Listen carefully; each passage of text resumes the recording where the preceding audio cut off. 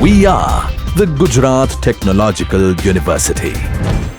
Since its inception over a decade ago, GTU has been empowering young and curating minds to realize their true potential. Over 4 lakh inspired students are enrolled with one of the premier academic universities in India. With more than 450 affiliated colleges in its fold operating across 5 zones of the state, GTU, the International Innovative University, your place to move forward.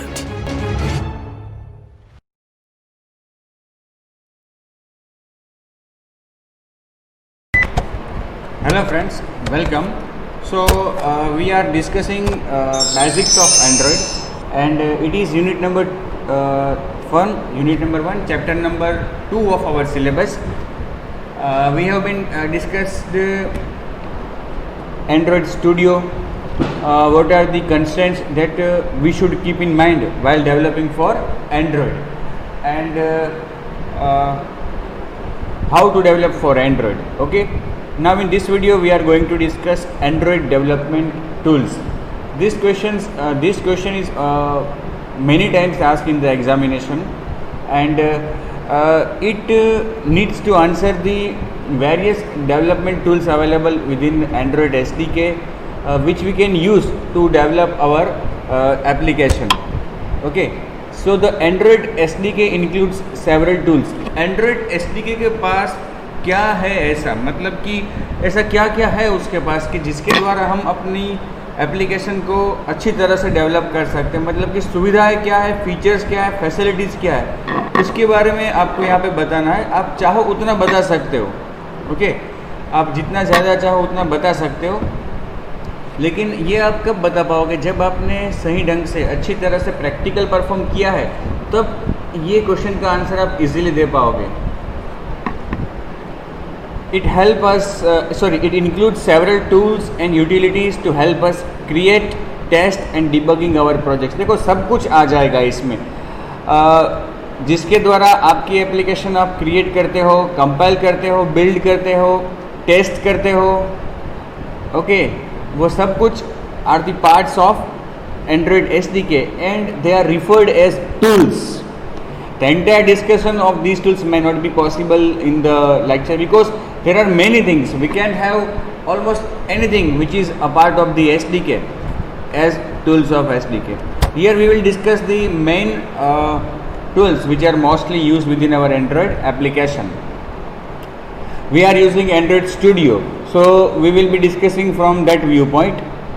Android Virtual Device Manager.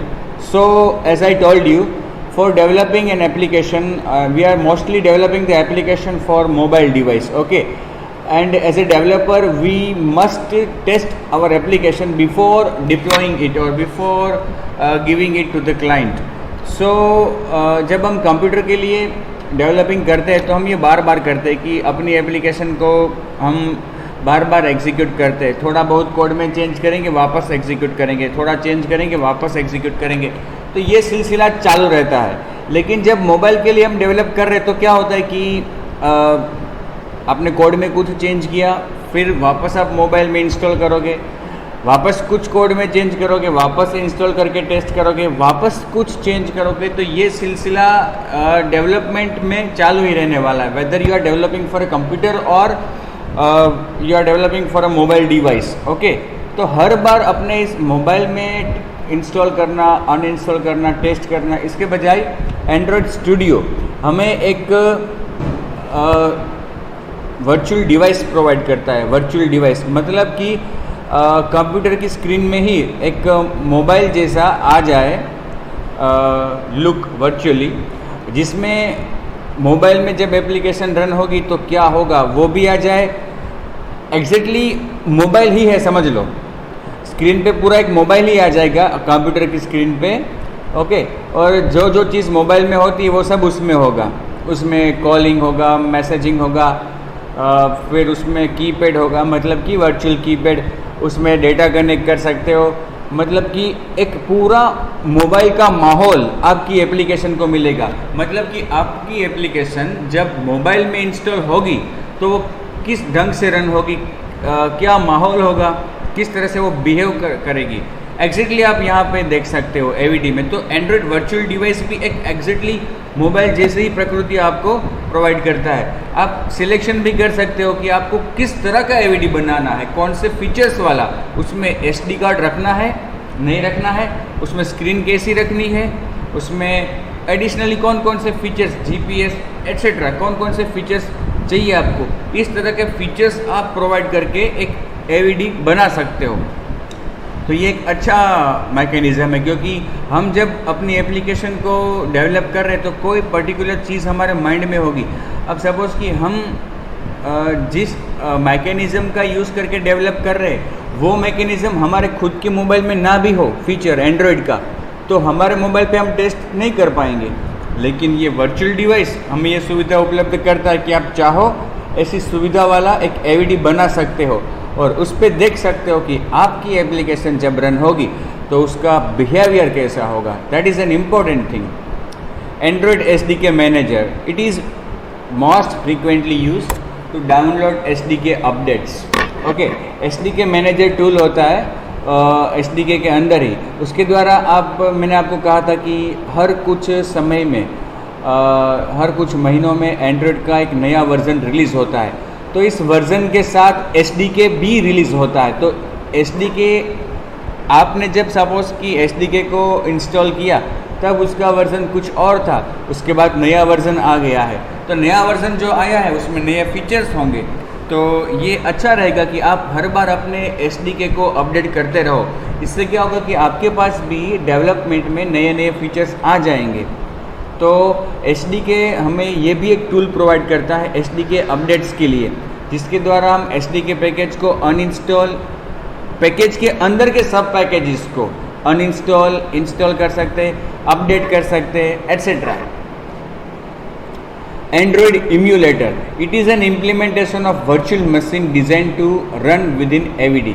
AVD Android virtual device के अंदर जो virtual machine run होता है, मतलब कि अपनी application को जो रन करता है वो है एंड्रॉयड इम्यूलेटर। ज़्यादातर केस में इम्यूलेटर का यूज़ AVD के लिए भी होता है, वर्चुअल डिवाइस के लिए भी ये शब्द का यूज़ होता है emulator. Dalvik debug monitor service DDMS to monitor and control the emulators on which application is running. अपनी एप्लीकेशन जिस AVD पे रन हो रही है, अपनी एप्लीकेशन जिस वर्चुअल डिवाइस पे रन हो रही है उसको कंट्रोल करना, डिबगिंग करना, एट्सेट्रा, तो वो हम कर सकते हैं DDMS के द्वारा, Dalvik debug monitor service. DDMS के द्वारा आप एप्लीकेशन जिस AVD में रन हो रही है उस AVD को एक्सप्लोर भी कर सकते हो, मतलब कि उसके अंदर झांक भी सकते हो कि क्या क्या उसके अंदर, मतलब कि उसका file structure, file explorer, device explorer, वो सब कुछ आप देख सकते हो DDMS के द्वारा। मतलब कि डिवाइस में कौन कौन सी फाइल्स आई हुई है, कौन कौन से फोल्डर्स है, नया फोल्डर बनाना है, कोई फोल्डर कंप्यूटर से कॉपी करके उसमें रखना है AVD में से कोई फाइल कॉपी करके कंप्यूटर में लेनी है, एट्सेट्रा। ये आपको कब ज़रूरत पड़ सकती है? तो फॉर एग्जांपल अगर आप सेड प्रेफरेंस यूज़ कर रहे हो या डेटाबेस यूज़ कर रहे हो, तो डेटाबेस जब आप अपने एप्लीकेशन में से क्रिएट करते हो तो वो डेटाबेस डिवाइस में कहीं पे बनता है। ओके, जब आप मोबाइल में रन करते हो एप्लीकेशन को तो वो तो देख नहीं पाओगे आपकी डेटाबेस कहाँ बना, लेकिन जब आप AVD में टेस्टिंग कर रहे हो एप्लीकेशन का तो आप एग्जैक्टली वो देख भी सकते हो कि आपने जो डेटाबेस क्रिएट किया वो डिवाइस में कहाँ पे, AVD में कहाँ बना है, वो आप एग्जैक्टली देख भी सकते हो। तो इसके लिए ज़रूरत पड़ेगी आपको डिवाइस एक्सप्लोरर की, तो वो भी हमें SDK प्रोवाइड करता है। फिर आप अगर सेड प्रेफरेंस का यूज़ करते हो तो उसकी भी एक फ़ाइल बनती है डिवाइस में, तो वो भी आपको अगर देखना है कि कहाँ पे बनी है, AVD में बनी है, उसमें वैल्यू क्या हुई है, राइट, आपने एप्लीकेशन से कुछ राइट किया है लेकिन वो आपको मिल नहीं रहा है जब रीड कर रहे हो तब, तो आप देख भी सकते हो कि डिवाइस में वो जो सेड प्रेफरेंस जहाँ पे बना है उसमें डेटा कौन सा राइट हुआ है, क्या राइट हुआ है। ओके, और फिर अगर सपोज़ कि आपको AVD में सॉन्ग प्ले करना है और वो सॉन्ग आपके कंप्यूटर में है, तो कंप्यूटर से आप उसको पुल करके उसको पेस्ट कर सकते हो वहाँ पे डिवाइस में। डिवाइस एक्सप्लोरर के द्वारा यहाँ से कॉपी करके वहाँ पे पेस्ट कर दोगे। फिर वो म्यूज़िक की फाइल पूरी आपके कंप्यूटर में से कॉपी होके डिवाइस में पेस्ट हो जाएगी, तो डिवाइस की मेमोरी में ही आ जाएगी, तो एवीडी में वो दिखाई भी देगी। ओके, एक्चुअली ये जो पूरा एवीडी है वो एक समझ लो मोबाइल ही है कि जो हमारी पूरी रैम को यूज़ करता है। पूरी रैम मतलब कि उसको जितनी ज़रूरत है उतनी जगह वो कहाँ पे ऑक्यूपाई करेगा, रैम में, क्योंकि एवीडी करंटली रनिंग है और रनिंग चीज़ें कहाँ पे होती है, रैम में। इसीलिए मैंने आपको बताया था अगले वीडियो में कि जब आप स्टूडियो का यूज़ करते हो तो it will use your many it will need huge portion of your RAM. It may happen that अगर आपके पास रैम थोड़ी कम कैपेसिटी वाली है तो आपका कंप्यूटर स्लो भी हो जाएगा। Android debug bridge provides link to virtual and physical device. Virtual device और फिजिकल डिवाइस के बीच में लिंक मतलब कि अपने इस कंप्यूटर और इस डिवाइस की जो वर्चुअल डिवाइस है एवीडी, दोनों के बीच में लिंक प्रोवाइड करता है ये debug bridge, Android debug bridge. Logcat window, it is used to view output of the Android logging system. हाँ, एक बहुत ही अच्छी चीज़ है लॉगिंग। जैसे कि डिबगिंग करना है आपको, आपने कुछ कोड लिखा है लेकिन वो कोड सही ढंग से आउटपुट रिप्रेजेंट नहीं कर रहा है, तो आप चाहोगे जैसे हम C++ जावा में प्रोग्रामिंग करते हैं तो बहुत लंबा कोड लिखा होता है हमने, तो हम क्या करते हैं बीच बीच में कोई मैसेज रखते हैं, क्योंकि हमें पता चले कि अगर वो मैसेज प्रिंट हो गया तो उसका मतलब कि ऊपर के कोड में कहीं पे एरर नहीं है, हमारा प्रोग्राम सही ढंग से आउटपुट रिप्रेजेंट नहीं कर रहा है, या तो कोई रन टाइम एरर जनरेट हो रही है किसी जगह पे, वो हम आइडेंटिफाई करना चाहते हैं। तो हम क्या करेंगे, हर थोड़े कोड के बाद हम इस तरह का एक मैसेज लिखेंगे, और अगर वो मैसेज प्रिंट हो जाता है तो हम सोचेंगे कि ऊपर के कोड में कोई एरर नहीं, नीचे के कोड में एरर है, वापस हम 2 लाइन के बाद लिखेंगे। ऐसा यहाँ पे करना है तो भी कर सकते हैं, लेकिन यहाँ पे क्या होगा कि वो जो कोड हमने लिखा है वो स्क्रीन पे डिस्प्ले करने की आवश्यकता नहीं है, मतलब कि एवीडी में, क्योंकि वो तो केवल हमें डेवलपर को पढ़ना है डिबगिंग के पर्पज़ से। फॉर एग्जांपल, तो यहाँ पे एंड्रॉयड स्टूडियो में नीचे जहाँ पे आपका कोड होता है, नीचे का जो पोर्शन होता है वहाँ पे एरर्स वार्निंग सब दिखाई जाती है, वहाँ पे एक लॉगकेट विंडो आती है, लॉगकेट, जहाँ पे आप किसी भी प्रकार का मैसेज लॉग कर सकते हो।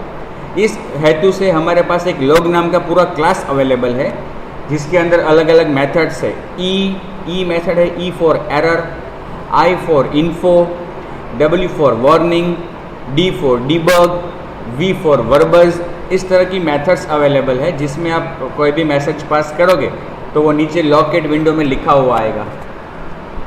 Okay, Android asset packaging tool constructs the Android packaging files, that is APK etcetera. आपकी एप्लीकेशन में आप और भी बहुत सारा कुछ रख सकते हो, जैसे कि आपने बाहर से फ़ॉन्ट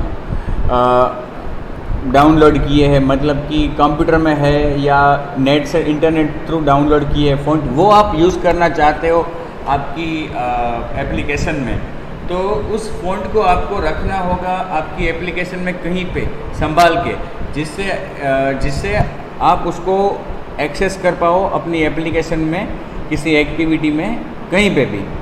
तो इस तरह की जो संपत्तियाँ होती, मतलब कि इस तरह के जो रिसोर्सेज होते हैं फ़ॉन्ट्स वगैरह, उसको एसेट कहा जाता है।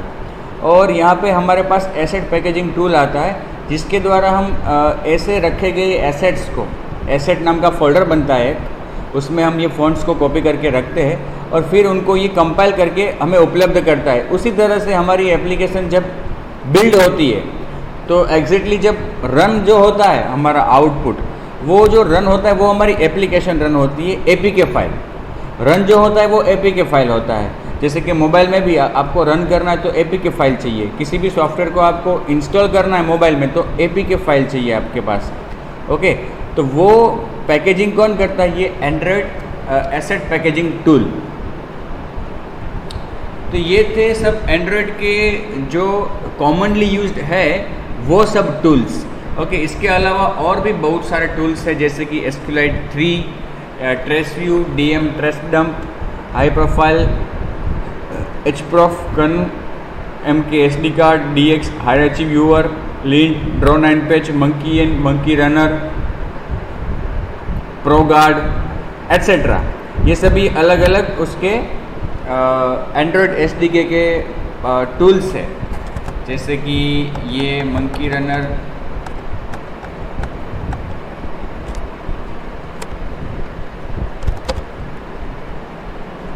लिंकीफाई है। Linkify is also use for using, it is use for link, sorry. Monkey tool, या मैं बता रहा था आपको monkey tool. Monkey tool is use to test our application. There are 2 such tools, monkey tool and monkey runner. आपकी application को testing करने के लिए आप ये मंकी रनर बना सकते हो। It test our application in its own manner.